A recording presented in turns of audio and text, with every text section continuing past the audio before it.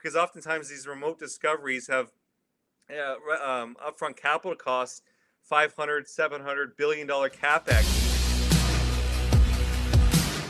What's the next, secret or step to investing and getting and be able to build wealth with gold or copper, zinc? Walk us through just kind of the basics here.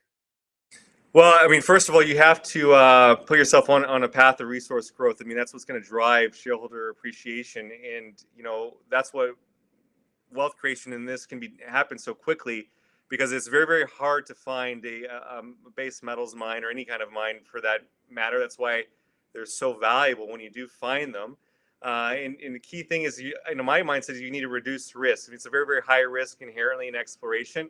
We're very similar to a biotech business where you're doing a lot of research and development, but instead of curing cancer or any kind of disease, we're looking to make a discovery in a virgin area, greenfield exploration, so to speak. So the way we mitigate risks is going in the tier one jurisdiction. For example, we're not looking to explore in a very risky jurisdiction like Central Africa. Central Africa and the DRC is known to having some of the highest grade copper mines in the world, but it comes with a huge geopolitical risk. So we focus our portfolio in Flin Flon, Manitoba, is where we have this big discovery. It took a number of years to make, but again, it's right outside of a town called Flin Flon.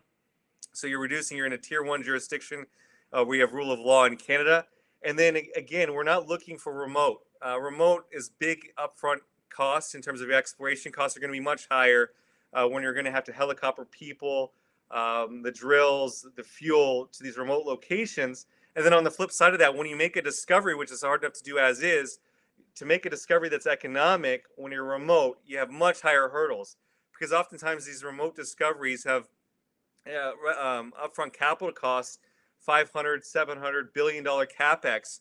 So again, we're looking for discoveries within proximity infrastructure where it's going to be upfront, much lower capital costs to do the exploration. You're in an area where you have geologic pedigree. So again, it's when you found one mine, it's much easier to find another. So in the case of Flin Flon, you have all that. You have the infrastructure, you have the people, and right now you've got a finite timeline where they need a new discovery. So you have the community support, you have policyholder support behind you to fast track from a discovery to a production type of scenario. So that's how we look to mitigate risk in a very high risk environment that's inherent in the exploration business of mining.